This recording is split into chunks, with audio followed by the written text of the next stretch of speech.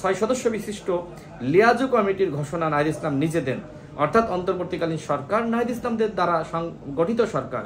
নাহিদ ইসলাম তিনি অন্তর্বর্তীকালীন সরকারের উপদেষ্টাদের নিয়ে এই মন্তব্য করেছেন। তবে তার প্রেক্ষিতে অন্তর্বর্তীকালীন সরকারের সিনিয়র উপদেষ্টারা তারা ইতিমধ্যে তারা বলেছেন যে তারা কোনো সেফ এক্সিট খুঁজছেন না।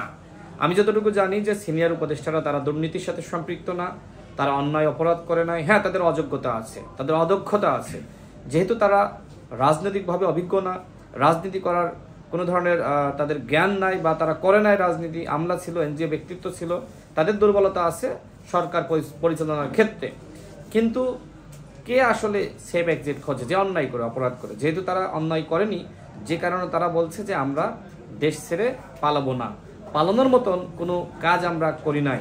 ফখরুদ্দিন, মঈনুদ্দিনের যে অপরাধ ছিল, এই অন্তর্বর্তীকালীন সরকারের সিনিয়র উপদেষ্টাদের এই ধরনের অপরাধ নাই।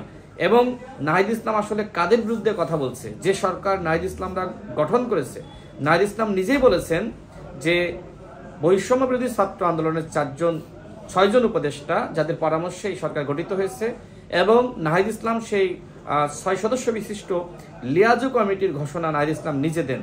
অর্থাৎ অন্তর্বর্তীকালীন সরকার নাহিদ ইসলামদের দ্বারা গঠিত সরকার, অন্তর্বর্তীকালীন সরকার এনসিপির ঘনিষ্ঠ সরকার। আপনি যাদেরকে উপদেষ্টা হিসেবে বানালেন এবং তাদেরকে বলছেন তারা সেফ এক্সিট খুঁজছে, এটা আসলে ঠিক না। আমরা মনে করি যে এই সরকারের অধীনে নির্বাচন হতে হবে এবং এই সরকারকেই জাতিকে সুষ্ঠু নির্বাচন উপহার দিতে হবে। বিচার সংস্কার অবশ্যই করতে হবে এবং ঐক্যমতের ভিত্তিতে আমরা দলগুলো যে বিষয়ে আমরা সম্মত হয়েছি সেই সংস্কারগুলো অবশ্যই করতে হবে। আমরা আশাবাদী ডক্টর মোহাম্মদ ইউনূসের নেতৃত্বে একটি সুষ্ঠু নির্বাচন হবে। আমরা প্রত্যেকটা দল ডক্টর মোহাম্মদ ইউনূসকে সহযোগিতা করব এবং উপদেষ্টাদেরকে বলতে চাই যে আপনারা নির্ভয়ে কাজ করেন।